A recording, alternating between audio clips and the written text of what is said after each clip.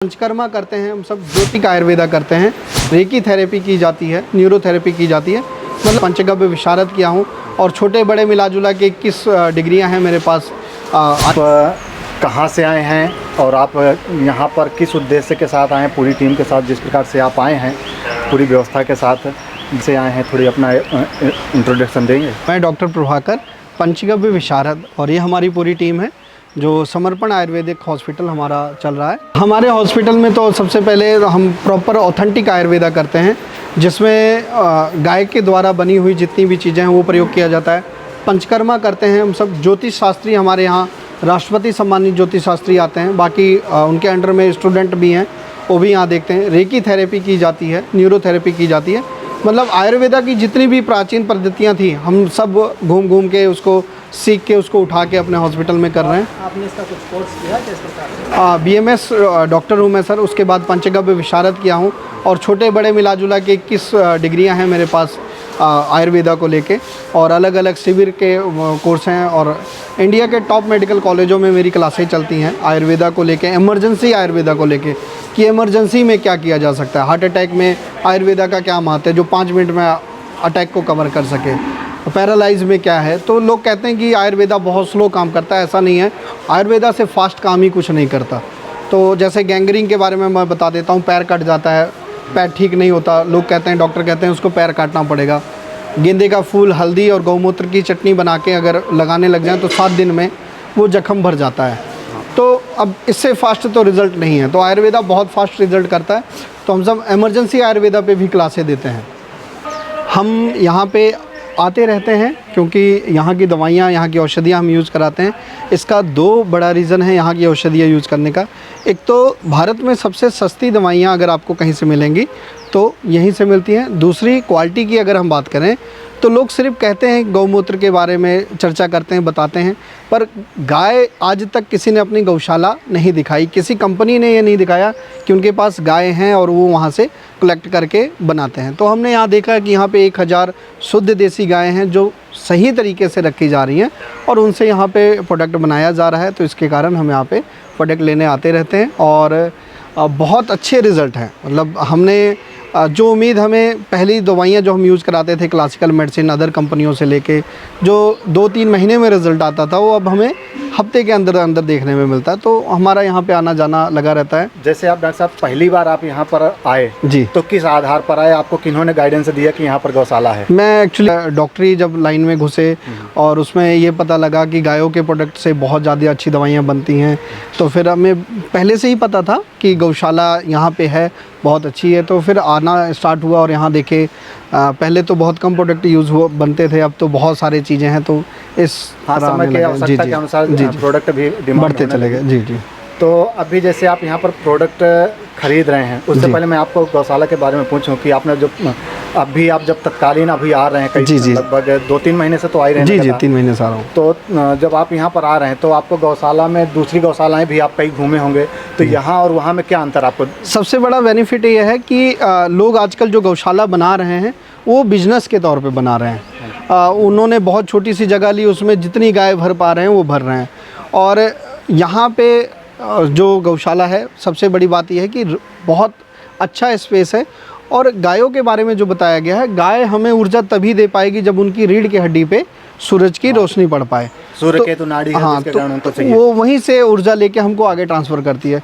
तो लोगों ने सेट डाला है, उसके नीचे 20-50 गाय रखी हैं, तो वो एक बिजनेस का पर्पस है। यहाँ हमने देखा कि गाय निकल रही हैं, घूमने जा रही हैं बाहर खुले में। डॉक्टर साहब एक चीज़ और मुझे प्रश्न आ रहा है कि जैसे आप जगह जगह घूमते रहते हैं, जी, अलग अलग जगह घूमते हैं, अलग अलग गौशालाएं देखते हैं, तो आपको कभी ये भी तो हुआ होगा कि यहाँ सिर्फ और सिर्फ देसी गाय की ही हैं, दूसरी जगह तो आपको ये भी होगा कि 90% विदेशी गाय हैं, 10% देसी गाय। जी। तो ऐसा भी आप ज़्यादातर गौशाला में ऐसा होता है कि दूध जब दूहा जाता है तो दोनों गायों का मिक्स दूहा जाता है। हाँ। या अगर हम प्रोडक्ट की बात करें तो अगर गाय बाथरूम कर रही है, यूरिन कर रही है, तो दोनों का मिक्स होके ही मिल रहा है, गोबर भी मिक्स होके ही मिल रहा है। जबकि ऐसा नहीं है, हमें देसी गाय का गोबर की ही ज़रूरत होती है, क्योंकि ऑक्सीजन की मात्रा जो सबसे ज़्यादा है वो देसी गायों में ही मिलती है, तो देसी गाय ही चाहिए होती है। तो अगर वो मिक्स होकर आएगा तो हमारे लिए नुकसानदायक होगा, इसीलिए यहाँ पे आता हूँ, क्योंकि यहाँ पे एक भी दूसरी गाय नहीं है, सारी देसी गाय हैं। और सबसे बड़ी बात जो आपको बताया, घूम रही हैं, सूरज की किरणें पड़ रही हैं।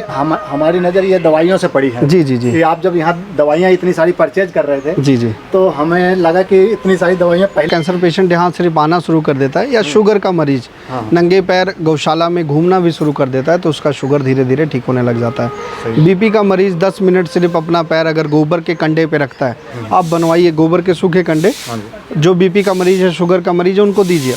उन्होंने करना क्या है, सिर्फ अपना पैर रखना, उस पर 15-10 मिनट अपना पैर रखें तो वो भी ठीक होने लग जाएंगे। ये लोग आते हैं, बोले यहाँ पर देसी गाय ही है ना, हमको दूध चाहिए तो देसी गाय का ही चाहिए। जी, तो देसी गाय और जो बाहरी जो विदेशी हालिस्टन गाय है, तो उसमें क्या अंतर, क्या फ़र्क होता है? मैं पहले आपको बता देता हूँ। बहुत सारे लोगों को हम बताते हैं कि आपने देसी गाय का गौमूत्र लेना है, तो कहते क्या है, गाँव में हमारे पाली हुई है तो देसी ही है, मतलब अपने घर पर पाल लिया तो आपने देसी है। ऐसा नहीं है, उसके बारे में मैं बता देता हूँ। देसी गाय के बारे में पहले आप सब देख लीजिए। देसी गाय की सबसे बड़ी पहचान तो यह है कि उनके सींग होती है, ठीक है। दूसरा, उनके ये आप ये देख रहे होंगे कुबड़ उठा हुआ दिख रहा है, तो ये होता है, दूसरी पहचान ये है। तीसरी पहचान क्या होती है, जो दूसरी गाय होती है, दूसरी नस्ल की गाय होती हैं, उनकी पूँछ बाहर की तरफ जाती है और छोटी होती है। देसी गाय की पूँछें अंदर की तरफ आती है, मतलब इनके पैरों की तरफ लगती है, और पूँछ बड़ी होती हैं। और एक बड़ी पहचान, जो दूसरी गाय होती हैं, जर्सी गाय होती हैं या मिक्स ब्रीड होती हैं, जो उनके ऊपर जब आप हाथ फेरोगे तो उनका जो बाल हैं वो बहुत ही मुलायम होते हैं। जैसे घरों में कुत्ते वगैरह रखे जाते हैं, उनके बाल मुलायम होते हैं, इनके बाल आपको मुलायम नहीं मिलेंगे, ये रफ़ मिलेंगे। मतलब इन पे आप हाथ फेरोगे तो आपको ऐसा लगेगा किसी सीमेंट के दीवार पे आप हाथ घुमा रहे हो।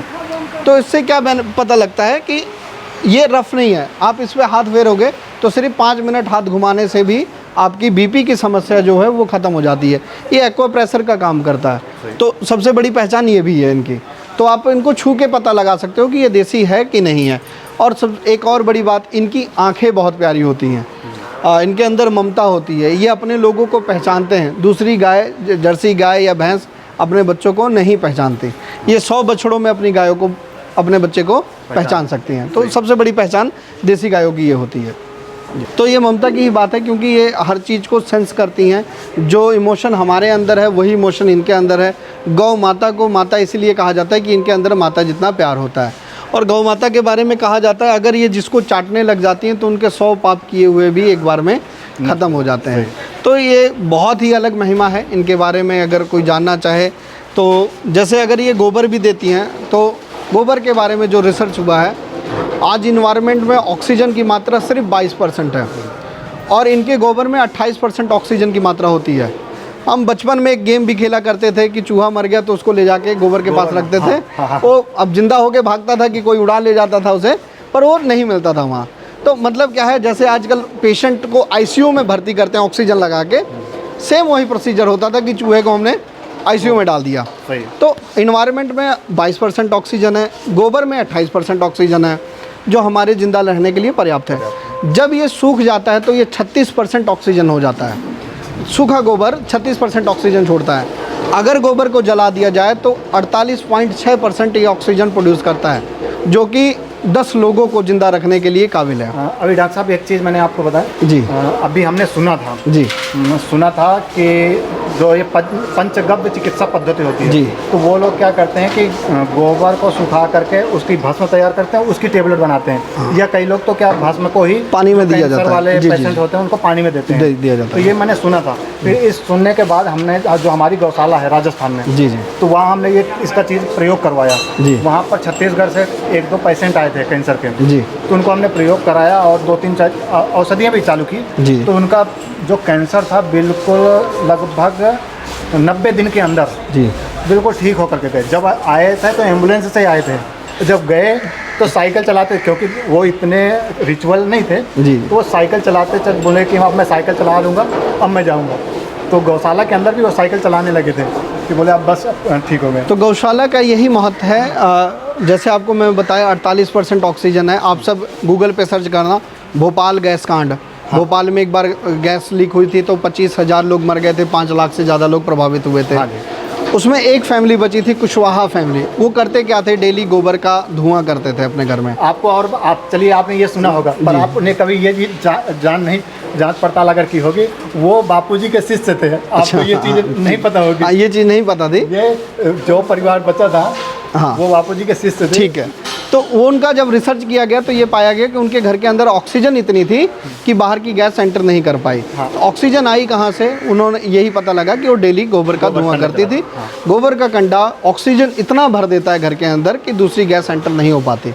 तो अगर गोबर के टुकड़े पे 1 चम्मच देसी गाय का घी डाला जाए तो 1 टन ऑक्सीजन प्रोड्यूस करता है एक बार जलाया हुआ, तो जो कि मतलब एक गायों के लिए पर्याप्त है। तो पहले जैसे कुछ भी परेशानी होती थी, कोई बीमारी, कोई आपदा आती थी तो हवन किया जाता था, तो उसमें यही होता था कि औषधियों का धुआं पूरे फैलाया जाए ताकि लोग स्वस्थ रहें। आजकल लोग इसको आडंबर मान लेते हैं या कमाई का तरीका मान लेते हैं, ऐसा नहीं है। जिनको इसके बारे में नॉलेज है, यज्ञ चिकित्सा बहुत ही हाई लेवल पे है। कोमा वाले पेशेंट अगर देखा जाए तो गोबर का जो कंडे भी है ना, कोई ज़्यादा मार्केट में जो धूप बत्ती अगरबत्ती यूज करते हैं, जी, तो केमिकल वाले, उससे और क्या कैंसर और ये दमा की तकलीफ ही बढ़ेगी मेरे हिसाब से। बढ़ती है। अब जैसे बड़े बड़े हॉस्पिटलों में फिनाइल का पोछा लगता है। हाँ, हर हॉस्पिटल में। हाँ। फिनाइल पूरे वर्ल्ड में बैन है, सिर्फ हमारे इंडिया में उसका पोछा लग रहा है। बताइए। तो हम यहाँ से जो गौमूत्र से बना फिनाइल है वो लेके जाते हैं, गौनाइल, उसका प्रयोग करते हैं अपने हॉस्पिटल में। मरीज अंदर एंटर होते ही ये बताता है कि ऐसा लगता है कि कहीं मतलब मंदिर में आ गए, ऐसी जगह पे एंटर हुए हैं। यहाँ आने के बाद हमको काफ़ी रिलैक्स लगता है। तो ये चीज़ वो बताते हैं। और हमारे यहाँ डेली सुबह शाम गोबर का धुआं होता है हॉस्पिटल में, हर कैबिन में जलता है, OPD में जलता है। तो मरीज एक बार एंटर होता है तो वो ये कहे बिना कोई मरीज़ नहीं जाता कि यहाँ बड़ी शांति है। हमारा स्टाफ भी आके कहता है कि सर यहाँ नींद आने लगती है। मुझे पता है क्यों आती है, क्योंकि ऑक्सीजन की मात्रा वहाँ पे इतनी है। जी। अच्छा, जैसे अभी आप बोले थे कि सूर्य केतु नाड़ी गाय के होती है, जी, तो अभी हमारे इधर की तो गाय घूमने चली गई हैं। जी। तो जो दूसरी गौशालाएँ होती हैं तो उनके पास क्या पर्याप्त जगह नहीं होती? नहीं, वो लेके ही नहीं जाते। उनको शायद इसके बारे में नॉलेज ही नहीं है। वो सिर्फ बिजनेस के तौर पे कि दूध बेचना है उसके लिए बना रहे हैं। उनको ये नॉलेज नहीं है कि इनको सूरज से ही रोशनी मिलेगी तभी ये हमें आगे हमें वो ऊर्जा दे पाएगी। तो उसी तरीके से लोग यूज़ कर रहे हैं, उसी तरीके का उनको इसके बारे में ज़्यादा जानकारी ना होने के कारण जैसा चल रहा है चलाई जा रहे हैं। अच्छा, हमने वहाँ पर देखा कि वहाँ जो गायों को है, बहुत सारे गायों को बांध कर रखते हैं दूसरी गौशालाओं में। जी जी जी। तो बांध कर रखने से गौ माता सुखी और स्वस्थ रहेगी कि? कभी नहीं रह सकती, कभी नहीं रह सकती। एक्चुअली इनको बांध के नहीं रखना चाहिए, क्योंकि इनके अंदर ममता होती है। जिनको आप माता भी कह रहे हो और ऊपर से बांध के भी रख रहे हो तो वो प्रॉब्लम होती है। गांव घरों में बांध के इसलिए रखा जाता है कि कहीं किसी के खेत में ना चले जाए, पर उनको छोड़ के एक बार घुमाया भी जाता है। पर हर गौशाला में आप देखेंगे ज़्यादातर वो लोग बांध के रखते हैं। तो मेरा यही कहना है कि वो सिर्फ बिजनेस के तौर पर ध्यान है। हमारे जो गाय हैं जी, इनको अभी बांधा गया है क्योंकि दूध निकालना है जी। और जो ही दूध निकल जाएगा तो इनको छोड़ दिया जाए। जी जी। यहाँ पर जो आपको लगा कि अनुभव हुआ कि शांति, आनंद, सबसे बड़ी जो बात है अपने गौशाला की, जो सबसे बड़ी खासियत है, भगवान श्री कृष्ण के साथ ही 7 कलर की गाय एक साथ देखने को मिलती थी। हमारे गौशाला की स्टार्टिंग में ही 7 कलर की गाय एक साथ श्री कृष्ण की मूर्ति के नीचे हैं। तो ये कहीं नहीं देखने को मिलता, शायद उसकी महिमा भी किसी को नहीं पता हो। तो वो एक अपने आप में अद्भुत है। मैं इन सबको आते ही बताया कि यहाँ खड़े होकर अगर आप कोई विश मांगते हो तो ऐसा नहीं हो सकता कि ये पूरा ना हो। तो हमने देखा है इसका रिज़ल्ट। तो लोग अगर आएँ, अपनी बीमारी को भी लेके आएँ, तो सिर्फ हफ्ते में 1-2 दिन का समय घूमने भी निकल दें तो आधी बीमारी उनकी ऐसी ठीक हो जाएगी। मैं बार बार कैंसर क्यों बोल रहा हूँ, क्यों, मेरा मेन रीज़न यही है, क्यों WHO का कहना है, जो सच साबित होता दिख रहा है कि 2025 तक 87% लोगों को कैंसर हो जाएगा। क्योंकि हम ज़्यादातर बर्तन जो यूज़ कर रहे हैं प्लास्टिक यूज़ करते हैं, उसमें गर्म चीज़ें डालते हैं। टैंकी जो हमारे घर पे लगी है प्लास्टिक की लगी है, धूप के कारण उसके तत्व आज 85% नैनो प्लास्टिक हमारी बॉडी में जा चुका है। तो उम्मीद है कि उनकी बात सत्य हो जाए। तो इसीलिए मैं बार बार कैंसर के बारे में इसलिए बोल रहा हूँ कि गौशाला का सहारा, गाय की पूंछ अगर अभी से पकड़ ली जाए तो शायद हम सब बच सकते हैं। भारत में 87% लोगों को कैंसर ना हो, बाकी दुनिया की तो हम नहीं बात कर सकते, पर यहाँ के लोग बचे जा सकते हैं। तो बहुत अच्छा लगा और हम मिलते रहेंगे आगे भी। हम आपसे बहुत सारी चर्चाएँ करते रहेंगे कि आयुर्वेदा के ऊपर, गायों के ऊपर आपका इतना रिसर्च है, इतना आपकी इतनी बड़ी टीम है। पूरी टीम को हम बहुत धन्यवाद करते हैं, आभार करते हैं। और जो भी हमारे लिए सेवा हो जैसी भी, तो आप हमको अवश्य बताइएगा और हम आपसे समय समय पर मिलते रहेंगे। ठीक है, हरिओम प्रभु जी।